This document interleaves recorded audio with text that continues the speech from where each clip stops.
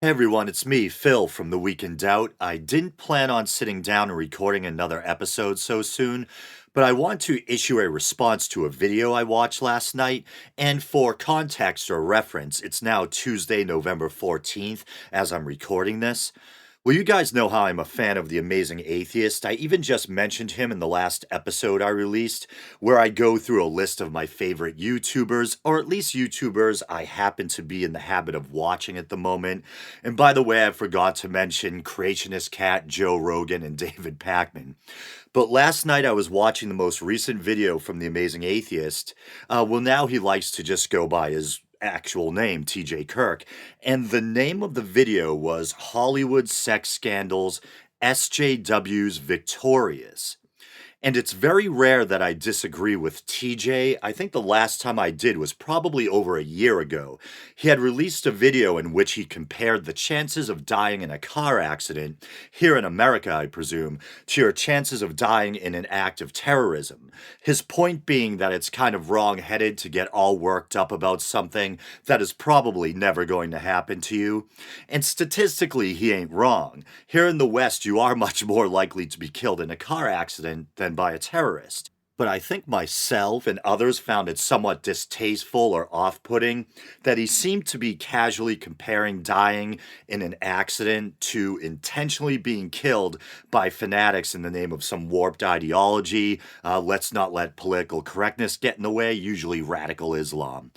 And I could go on talking about that for a long time. I could go into my whole philosophical take on the weird unspoken social contract we seem to have when it comes to automobiles, how we seem to almost accept the fact that a certain amount of people are going to die every year on the altar of convenience, so we can keep getting from point A to point B faster.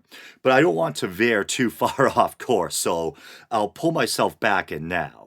But TJ's going to be talking about all the recent sex scandals and sexual assault allegations that have been in the news, and he's going to attempt to tie all that into some big SJW agenda to take over Hollywood and bring in female directors or something like that. And in fairness to TJ, near the end of the video, he actually says that he doesn't think that it would necessarily be a horrible thing if there were more women directors or there were more quote unquote SJWs making Hollywood movies, and talks about how all the standard movie formulas have kind of gotten stale, and maybe a big sea change might shake things up and breathe some new creative life into the industry. So I do want to be fair to him by saying that up front. Me personally, I don't care too much about the politics of a director as long as I find their work entertaining and compelling, and they're not clubbing me over the head with their ideology to the point where it's interfering with my suspension of disbelief.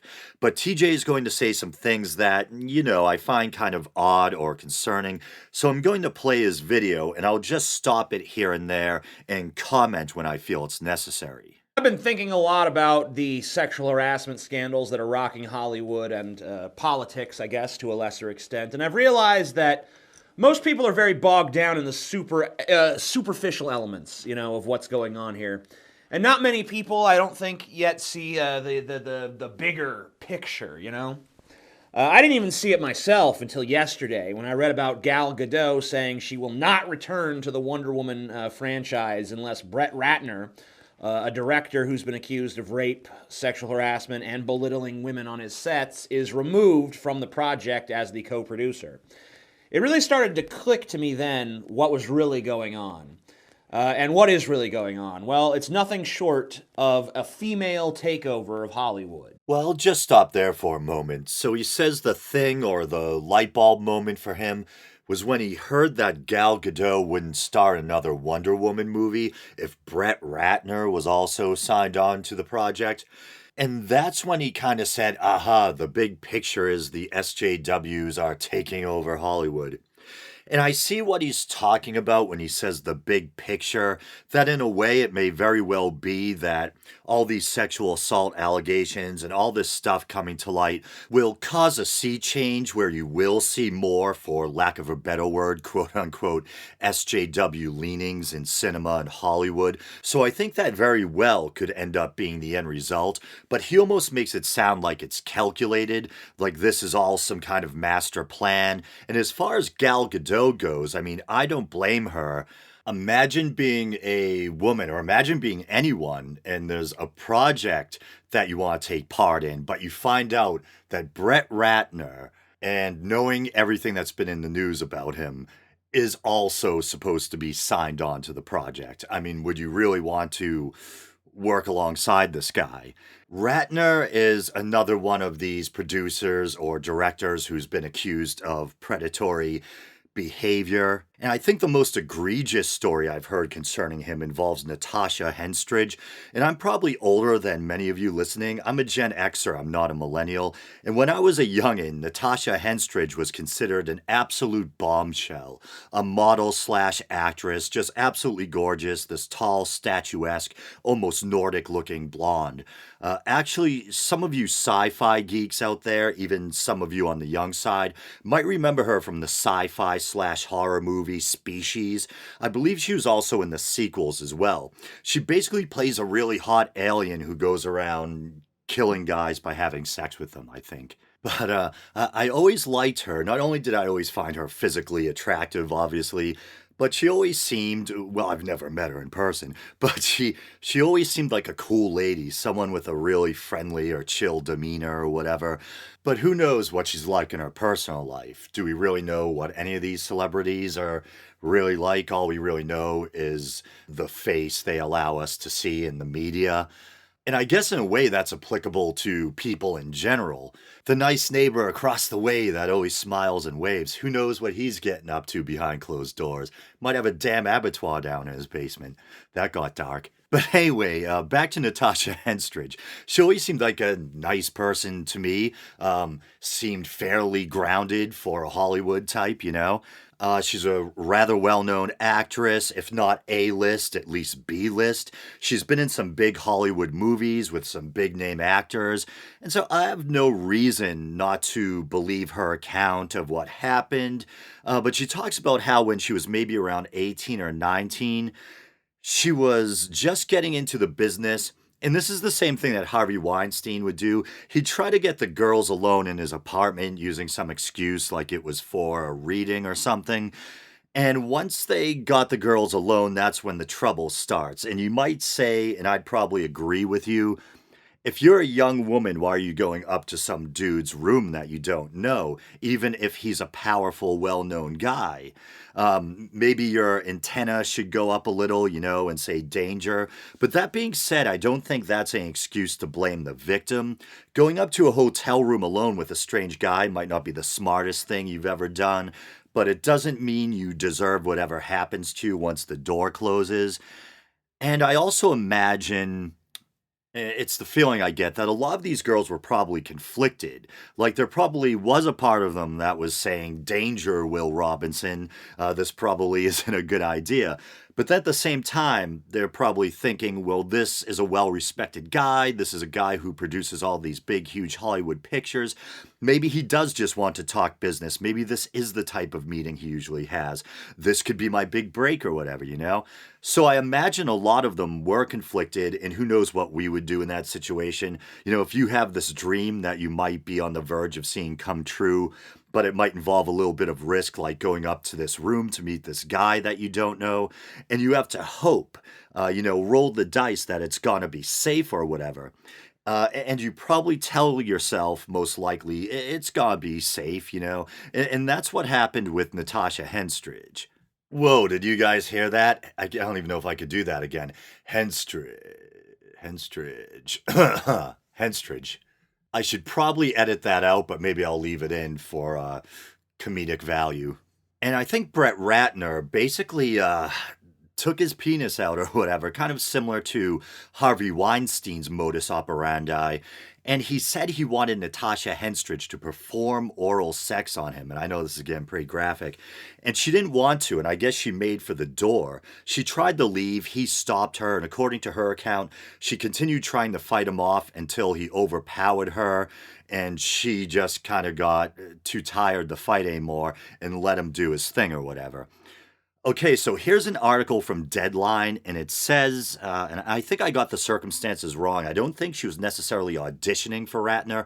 It says she was a 19-year-old fashion model, and he, a music video director in his 20s, when after a small party of friends at his New York apartment, Ratner prevented Henstridge from leaving, forcing her to perform oral sex on him. And here's a quote: "He strong-armed me in a real way," the Species actress says in the Times article. "He physically forced himself on me. At some point, I gave in, and he did his thing." And I think it was a different director. Who's the other director I'm thinking of? Not Weinstein. Is Weinstein? No, Weinstein's just a producer, but this guy's a director, I think. A guy probably looks like Weinstein's age. Cheesy beard, bald head, fat. He also had a fetish for masturbating in front of or on actresses. James Toback, that's the guy. And I think it was Selma Blair. And Selma Blair was another kind of female heartthrob, or whatever the proper term is. Is heartthrob usually used for male actors? I don't know. Anyway, she was in the movie Cruel Intentions with Sarah Michelle Gellar. And she was in a couple of popular TV shows I used to watch as well. She said that Toback had forced himself on her and held her against the wall or something like that, or against the door, so she couldn't leave. Well, he masturbated and he even held her face so she couldn't look away or whatever. Really disturbing stuff. But the reason why I'm going into this is because TJ is about to go into the whole casting couch phenomenon and talk about it as if there's always been this agreement that actresses accepted, like, okay, quid pro quo, you give me sex and I give you a movie role or opportunity.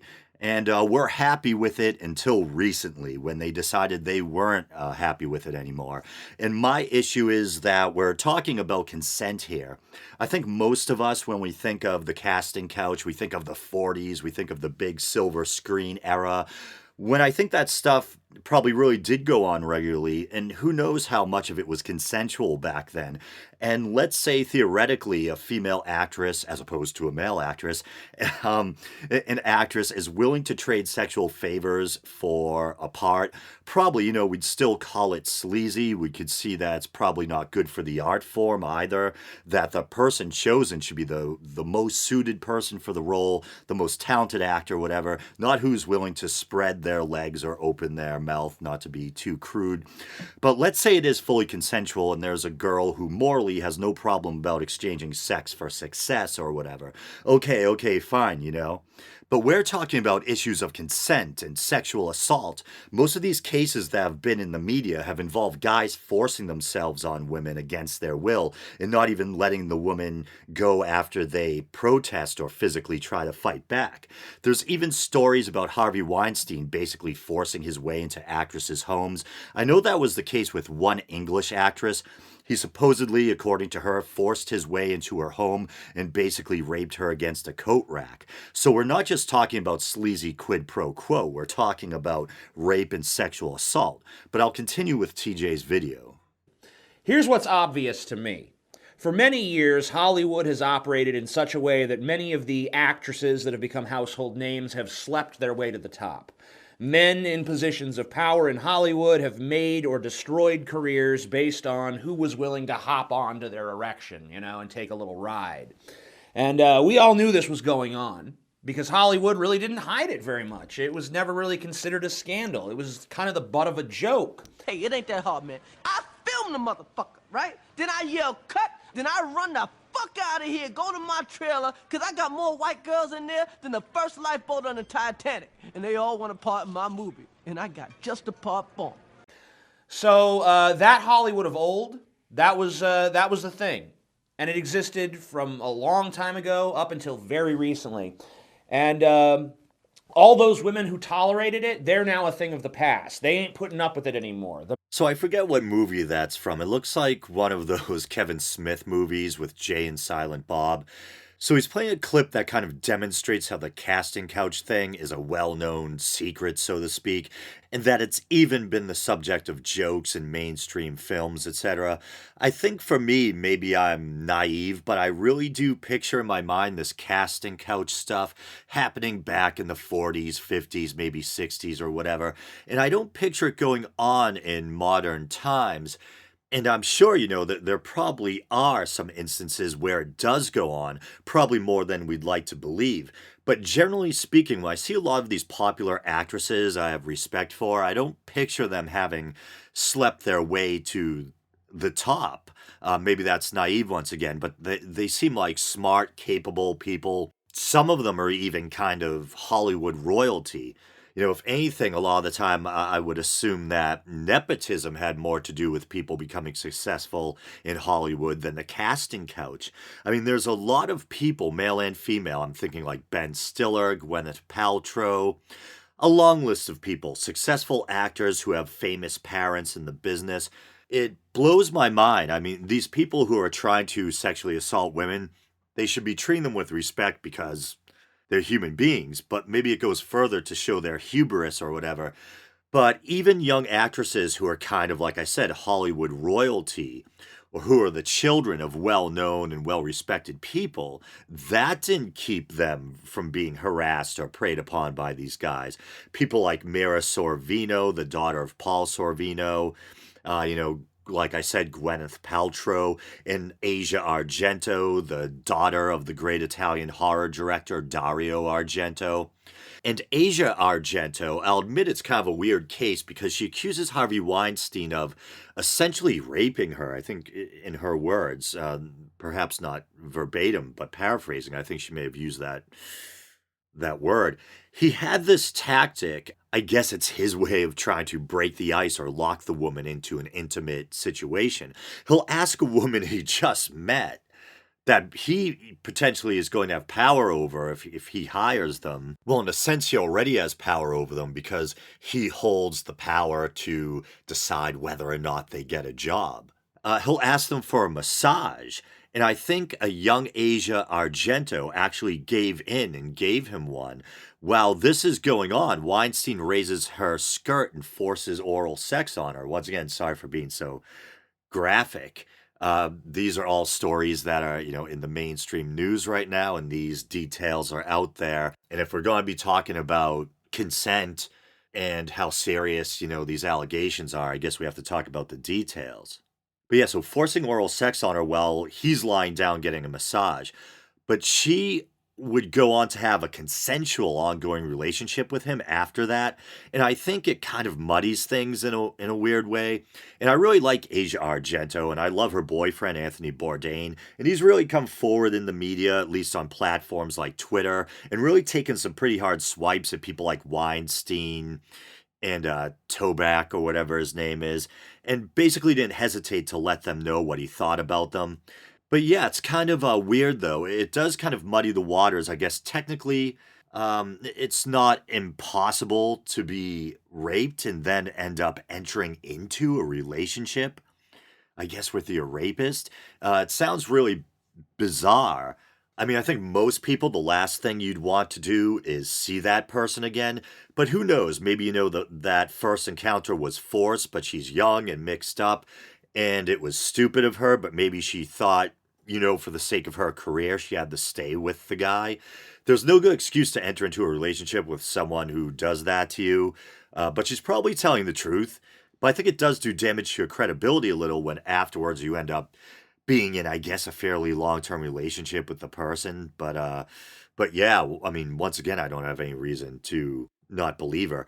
Ashley Judd is another person from a famous family. When I think of these people seem to really carry themselves well, they seem to have some poise and self-respect, whether it's Gwyneth Paltrow. Well, I don't want to get into the whole goop thing or whatever it is as a skeptic. She's done some shady crap where she shells these very dubious kinds of health and beauty products, some of them which can actually prove harmful, I guess. But other than that, she seems like a smart, intelligent woman, carries herself well, from a well-known family. And there's a lot of actresses like that. I don't picture them being the type of people that would just spread their legs willingly to climb up the Hollywood ladder or whatever. That's why this whole idea of a modern casting couch thing seems kind of weird to me. Once again, maybe I'm being naive. Maybe I could see it with like a B or C level movie actress, or people who act in late night Cinemax or Skinemax, as we used to call it, movies. The type of thing when I was a kid I used to sneak downstairs to watch in the middle of the night. But yeah, I mean, I could just be being overly idealistic, but let's say there is a certain percentage of famous actresses who did or do sleep their way to the top to some degree. Let's just say, for the sake of argument, that that is something that happens more than we'd like to believe. That doesn't change the fact that these allegations in the news are mostly about assault, not trading favors. Consensual sex acts, but people forcing themselves on other people against their will. From a cold legalistic perspective, yeah, everyone's technically supposed to be considered innocent till proven guilty in a court of law, but we can still use our judgment and reason to try to suss out whether or not we think allegations are credible, whether there seems to be a pattern or not. And I have no reason with most of these cases to doubt the women. That's not to say that sometimes there aren't false accusations, because there's famous examples like the Duke case, etc. I think these are sad facts of the human condition. There really are people out there who sexually prey on and assault other people. And there really are also weird, damaged people out there who lie about being assaulted, however rare or not that might be. And in the court of public opinion outside of the legal system, the best we can do is look at each case individually and use our reason and judgment to try to assess how credible the accusations are. So to reiterate, yeah, fake allegations are a possibility, but at the same time, women and people in general, men and women, children, are sexually assaulted every day. And I was actually just looking at RAINN.org. That's an organization for rape and incest survivors. It says sexual violence has fallen by more than half since 1993. But then it says, still, supposedly every 98 seconds, another American is sexually assaulted, it says. It says about 80,000 inmates each year are sexually assaulted or raped, 60,000 children sexually abused, over 300,000 Americans 12 and older sexually assaulted or raped, almost 19,000 experienced unwanted sexual contact in the military. Cherry episode, right? But anyway, so we have a lot of high profile women of good reputation, successful, coming out of the woodwork with similar stories. In the case of Harvey Weinstein, he admits that he had a pattern of wrongdoing. We know about people like Olivia Munn, Natasha Henstridge, and several others in the case of Ratner. It's not beyond the realm of possibility that maybe one or two were making things up, but do you really think all of them are? We have this pattern, like I said, reputable, successful, fairly powerful in the sense that they're well known, wealthy women accusing these powerful men of things. And I doubt it's for the payday or anything like that, or because all of them are cuckoo for Cocoa Puffs. Once again, yeah, legalistically speaking, no one is guilty until proven guilty in a court of law. But like I said, we can still use our reason and our judgment to try to suss out, in our opinion, whether we think the alleged victims are telling the truth. And as far as I can tell, the people making allegations of assault against Ratner, Weinstein, Tobak, etc., they seem to be credible. And also this thing on the news with Roy Moore that I covered on the show recently, where he was in his 30s, a district attorney, and he was fondling or molesting 14 or 15-year-old girls. And I've been, and actually I've been recording this over a number of days. And in the interim, it turns out Roy Moore was also banned from a mall and some kind of youth center for bothering teenage girls. But Roy Moore's victims have no reason not to believe what they're saying, and even top GOP leaders are saying they don't have a reason not to believe the alleged victims. And speaking of updates, I think it just broke today, and man, have I been dragging my feet with this episode, because I started it, what was it, back on Tuesday or something, and it's now the 19th, it's now Sunday. And today there was a story about Brett Ratner. And just when you think like the stories can't get any worse, any more sordid or sleazy or disturbing, now there's a duo a duo of alleged offenders, Brett Ratner and Russell Simmons. A young actress came forward. Well, she was young at the time. Okay, here's a bit from an article. This is from the Huffington Post. Music mogul Russell Simmons has been accused of sexually assaulting a 17-year-old girl in 1991 as movie producer Brett Ratner allegedly watched and did nothing to help. And supposedly there was a similar incident with the two men back around 2001. It says Kerry Clausen Kaligi, a fashion model at the time of the alleged 1991 incident, told the Times she met Simmons at a casting call. At some later point, she said she had gone back to Simmons' New York apartment to watch a music video the men were working on. There, she said her clothes were yanked off and Simmons made unwanted sexual advances. I looked over at Brett and said, "Help me." And I'll never forget the look on his face, she told the Times. In that moment, the realization fell on me that they were in it together. Kaligi said Simmons tried to force her to have intercourse, but she refused and acquiesced to perform oral sex instead. Ratner, she said, just sat there and watched.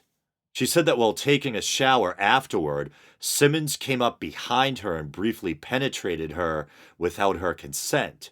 She jerked away from him and he left, she said.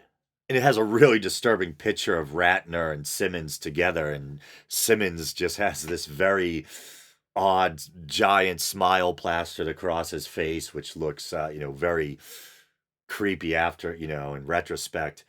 And that's kind of a shame. Well, I've always had mixed feelings about Russell Simmons. Firstly, I'm not really big into, I was just talking about this with friends last night.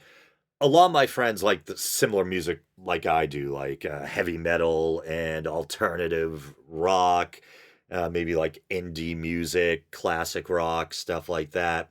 But a lot of them also like rap and like hip hop, and that's where like there's a total disconnect, with very few exceptions. Um, I don't get into rap. But I've always kind of liked Russell Simmons because I thought he had like a positive message. He, even as a non-believer, as an atheist, as someone who used to be really into, and is still in some way, into Eastern religion and philosophy, I liked how he would kind of promote meditation and incorporating Buddhist principles into one's life, and how he talked about charities and this and that, when he'd appear on Real Time with Bill Maher or whatever. But at the same time, I always felt like I sensed a certain kind of arrogance or certain aspect of his personality that kind of didn't sit right with me or kind of put me off. But nevertheless, I still thought he had a positive message. So if these allegations are true, this is another case of someone, we thought was out there doing some good in the world, a decent, decent celebrity trying to change things for the better, just finding out they're a total scumbag or whatever. In fairness, like I said, innocent until proven guilty, technically. And Simmons issued a pretty strong response or statement. I completely and unequivocally deny the horrendous allegations of non-consensual sex against me with every fiber of my being. And I think there's a longer version of the response too. And so, yeah, it's kind of weird because, if someone accused me of wrongdoing and I knew in my core I did not do what I was being accused of doing, that's probably something, along the lines that I would say that, that I'm insulted by these accusations. I resent it with every fiber of my being or whatever. But there's nothing that prevents someone who is guilty from saying something like that too. So it's so hard to know. And when you look at, if her account is true, that's really disturbing. It sounds like, according to her, he basically ripped off her clothes, basically as soon as he got her in the door, and tried to get with her. And then it says she acquiesced to oral sex instead of intercourse. And I wasn't in that room, so who knows how exactly things went down. But I just, like I'm picturing like a frightened, intimidated girl. You got these two guys, and you're in a room alone with them, and they want to have sex with you, or at least one of them does. I mean, was it that she was so intimidated that she felt like she had to offer them something in order to placate them, and maintain her safety, or get them away?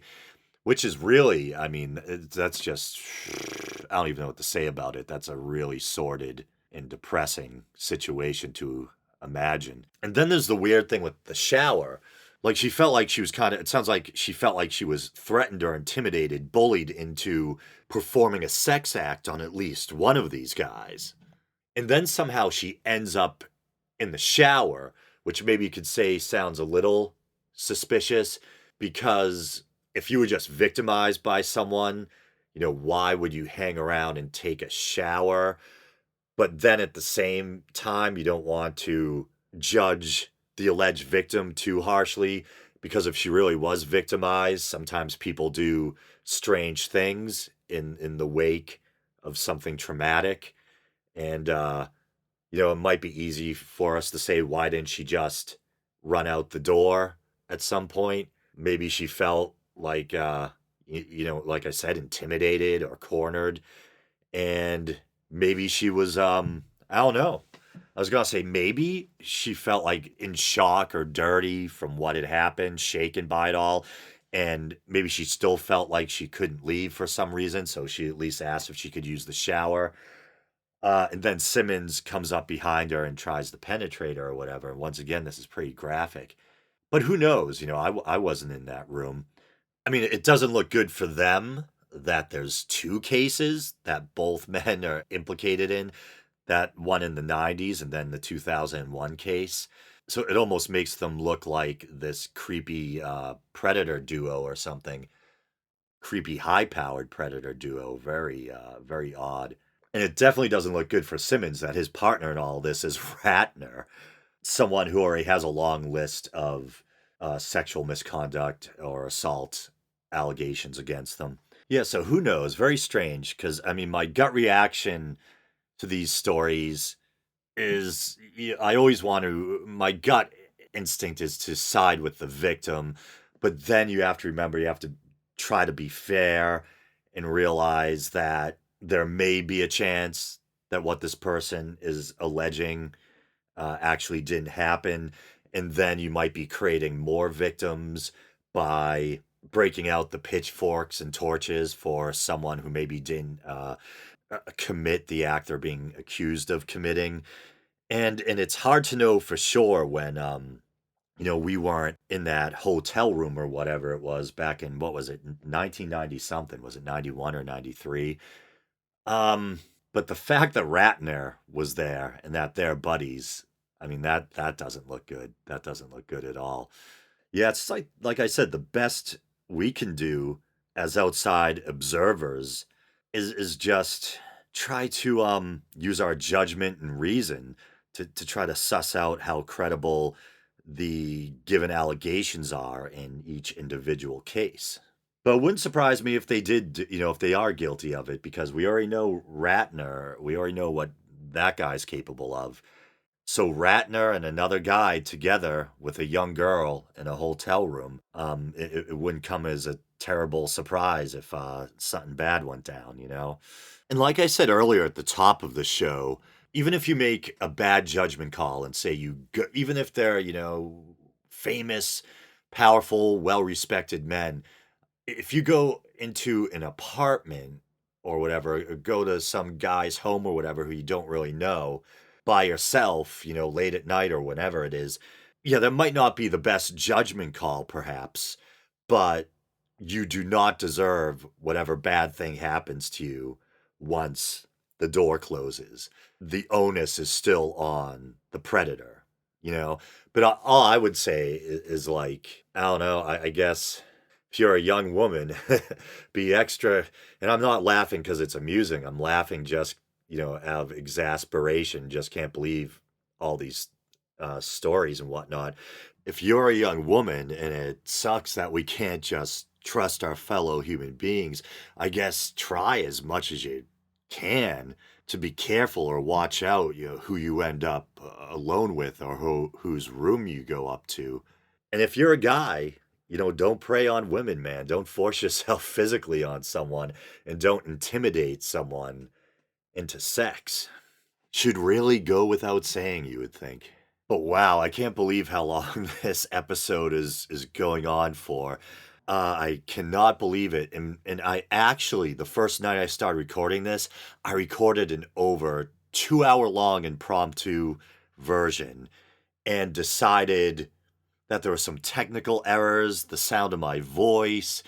I thought just too much meandering or whatever, and I wasn't happy with it, so I basically scrapped it. And here I am again, and this is probably going to be one of the longest episodes I've ever done, and it's basically a response to a 10-minute video.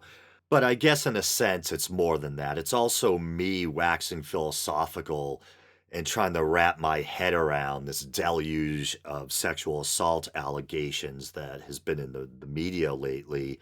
And there's a lot of cases and a lot to talk about, and there's a lot you can wax philosophical about. But I apologize once again if it just seems like a really long-winded episode. I guess I'll try to, get back on track and try to summarize or encapsulate what I was responding to in that portion of TJ's video before I went off on that meandering tangent and talking about those updates to those news stories. So TJ was basically saying this casting couch stuff has been going on from that old classical era of the silver screen up until recently, whereas I was saying I assumed that kind of thing wasn't really going on anymore, probably somewhat naive on my part. But of course it might be, like I said, in some instances, but for the most part, I have trouble seeing some of the successful actresses I respect having come up that way. But who knows? I'm not a Hollywood insider. Either way, these cases being highlighted in the news, these are largely cases of, if true, sexual assault, not consensual quid pro quo. And I really just want to try to drive that home. I know I'm repeating that message a bit, but let's get back to TJ's video. Media has become their ally, and once people took the media seriously, this is one of the few instances, I should say, where the media was taken seriously. Because, the media has been taking its fucking licks as of late. But on this issue, no one really fought the media because the left is okay with it because they want this female takeover of Hollywood to happen. The right is okay with it because they hate Hollywood and love to see these cocky, self-important stars and insiders fall. All right, so I think that's where TJ starts to sound kind of conspiratorial. So he's saying the left is all right with these news stories involving sexual assault allegations because they want to see the female takeover of Hollywood. And maybe a lot of people do want to see that kind of feminization of the industry, and they want to see a lot more female directors rise to prominence. Sure, maybe there's a lot of people who feel that way, okay. But to say that's why the left and the left-leaning media is embracing or promoting these stories seems once again kind of conspiratorial to me. My guess is the reason why the press is running with these stories is because, and it probably shines a light on a less than savory aspect of human nature, but people love sordid stories, people love drama, people love seeing people in high positions kind of fall from grace. And even me, I have to admit that I've been riveted to the news because of these stories. The stories morally outrage me, but at the same time, there probably is some kind of soap opera aspect to it that I'm drawn to as well. And there probably is this kind of schadenfreude or dark part of me that likes seeing these, extremely successful people kind of get toppled or whatever.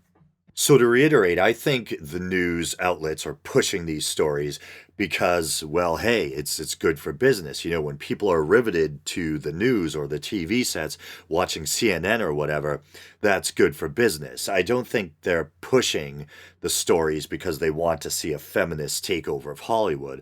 Although there may be some individual news anchors or personalities who do support or sympathize with that kind of agenda. I'd like to believe that some people in the media are pushing these stories because they want to do the right thing, Sunlight's the best disinfectant, that they want to try to get rid of this type of behavior by shining a light on it and try to make sure the people who were engaged in this behavior and raped or assaulted people are held to account and brought to justice. But at the end of the day, Occam's razor, the simplest explanation, is often the best. And the stories are probably staying in the news, once again, because it's good for business. And I think at the beginning, the media, especially NBC and MSNBC, I think were hesitant to break the Weinstein story because Weinstein has some kind of affiliation with NBC or some of the brass there. So it took a bit for the Weinstein story to get off the ground, but once it did, the ball got rolling and the allegations just kind of came pouring in one after another. And, Weinstein ain't never denied them that I know of, or maybe he's denied certain aspects of them. But in general, he's at least admitted that he had a pattern of serious wrongdoing. And he even went as far as to go to some center somewhere that tried to get help for his behavior or whatever, almost implying that maybe he's a sex addict or something like that. But of course, being a sex addict doesn't give you the right to force yourself on another person. It's more than just sex addiction. He seems to have been engaging in some seriously predatory behavior that can't be washed away with a stint in rehab. So neither side is pushing back against this narrative at all. So for the first time in a long time, the media is being trusted on something. So we had a Hollywood system where men were in control, and the way for a woman to climb the ladder was basically to climb a ladder of dicks, the dicks of directors and producers and anyone else who had any clout. And that system, if we're honest, was completely fucked up. The new way things are going to work now, over the next 10 years or so, is that women are going to climb the ladder by making it clear that their accusations are more powerful than any big shot producer or director or star.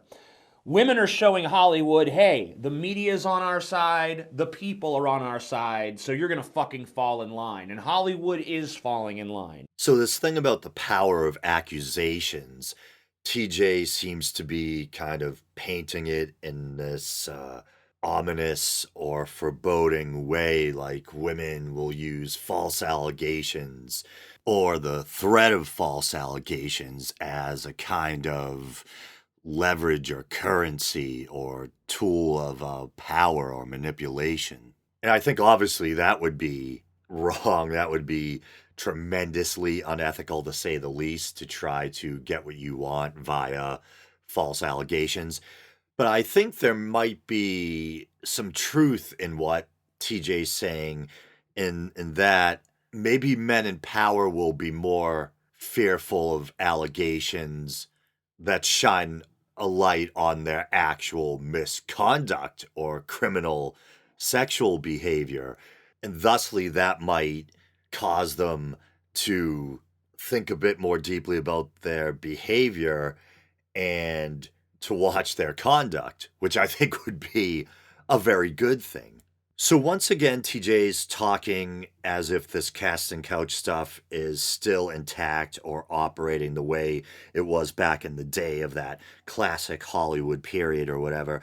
And I don't know if that's necessarily true. And even if it was, let's say there really is a magic ladder of dicks you can climb to success in Hollywood. That still doesn't change the fact, yes, once again, not to sound like a broken record, but we're talking about non-consensual sex, sexual assault, with some exceptions. Like there's the whole Louis C.K. thing, and now everyone's debating over how bad what Louis C.K. did was or not. And I certainly don't think Louis C.K. is as bad as a Weinstein. And the funny thing is, I'm not even a Louis C.K. fan. I don't mean I don't like his work. I mean that for some reason or another, I've just never really found the time to expose myself. Perhaps expose myself is the wrong word or phrase, but expose myself to his work. I've never watched any of his sitcoms. I pretty much stopped watching sitcoms after I think Frasier went off the air. Seinfeld, Frasier were like the two last sitcoms I really loved. And back in the day, News Radio, Just Shoot Me. Oh, and of course, Curb Your Enthusiasm. But for some reason, I don't classify that as a conventional sitcom. So yeah, I've never seen one of Louis C.K.'s sitcoms, never seen one of his stand-up routines. but I feel like I have a certain pathos or sympathy or empathy for comedians, the whole sad clown thing.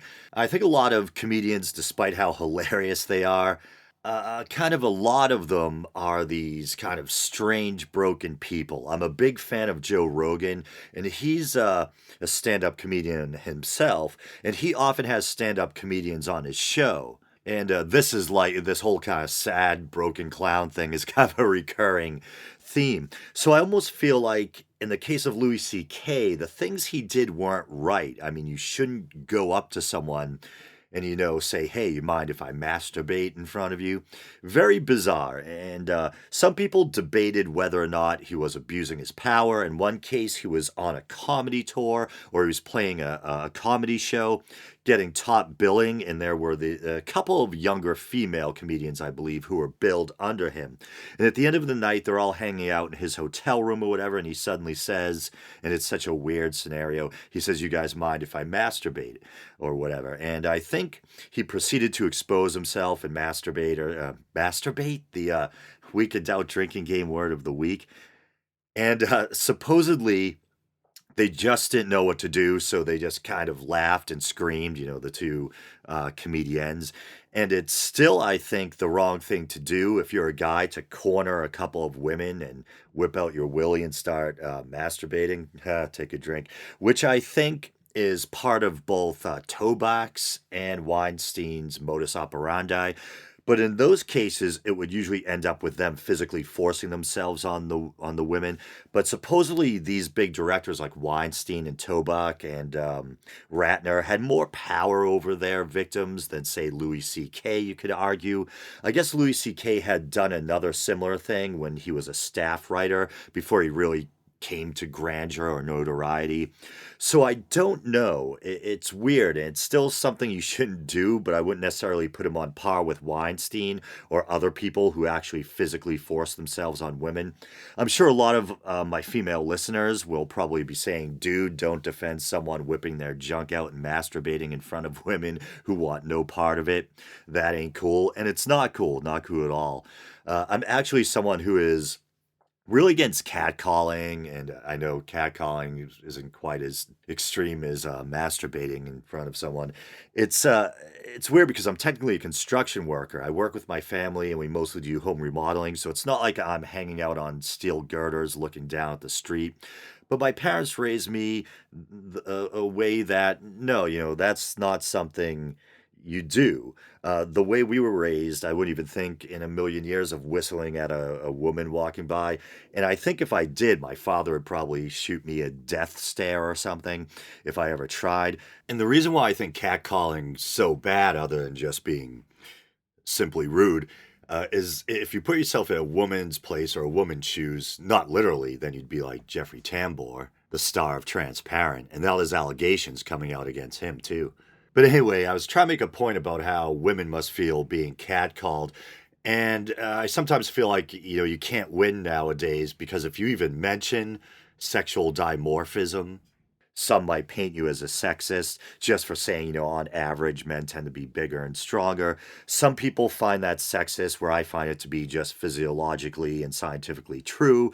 I'm not saying it's good or bad. I think for the most part, it's your brain that really takes you forward in life and not your muscles or how much you can lift or whatever.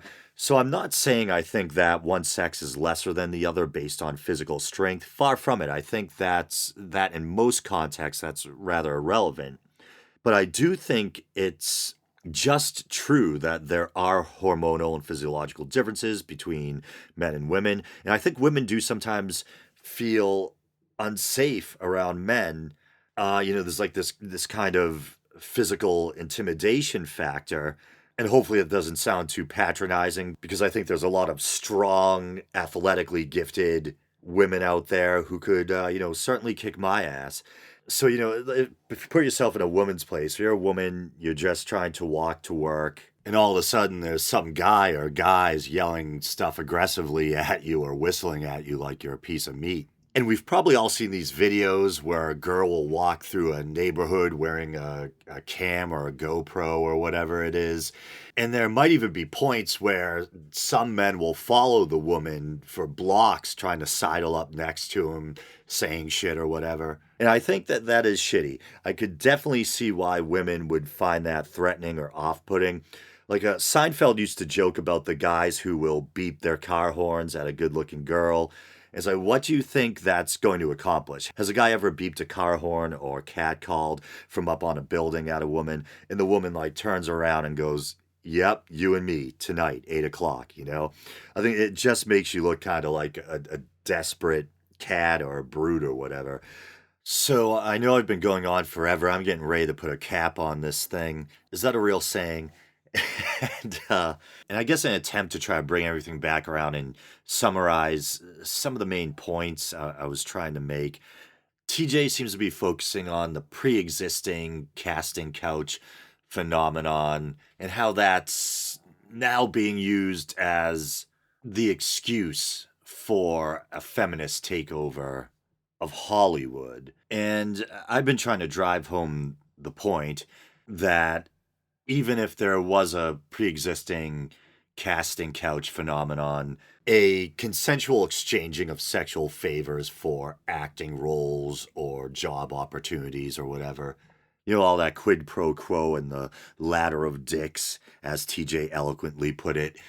Um, what's that got to do with rampant sexual assault, non consensual sexual assault?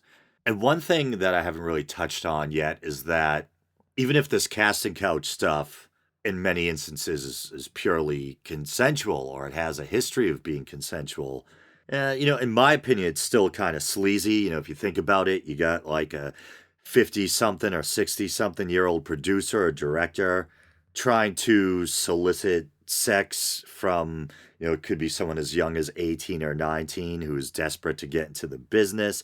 Yeah, it's still pretty sleazy and it's still exploitive in a way, even if there is that quid pro quo. And that will probably sound kind of puritanical or prudish to some.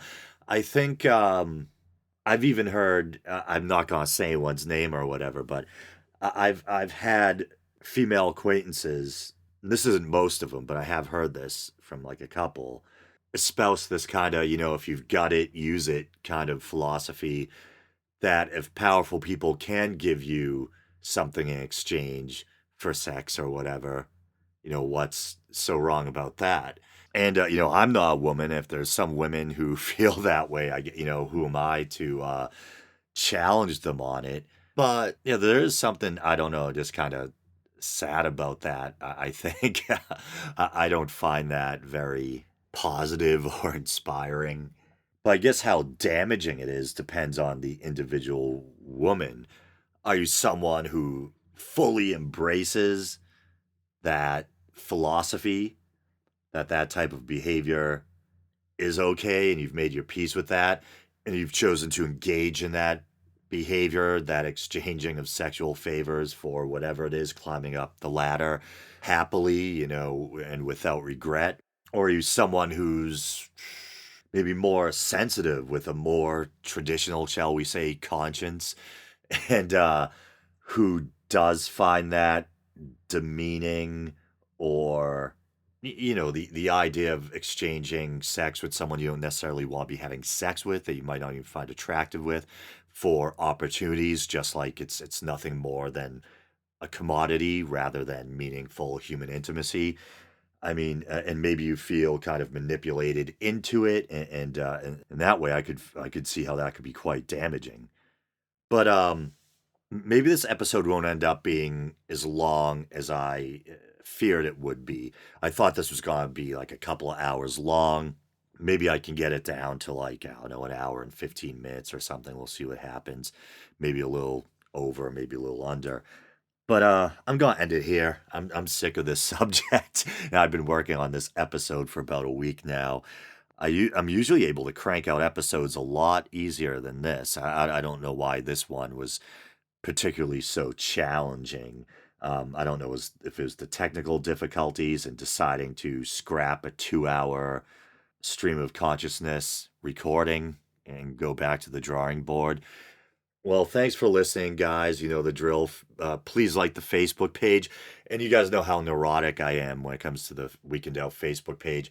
I lost a like, so if anyone would like to jump in and get me from 164 back up to 165 likes again, that would be greatly appreciated.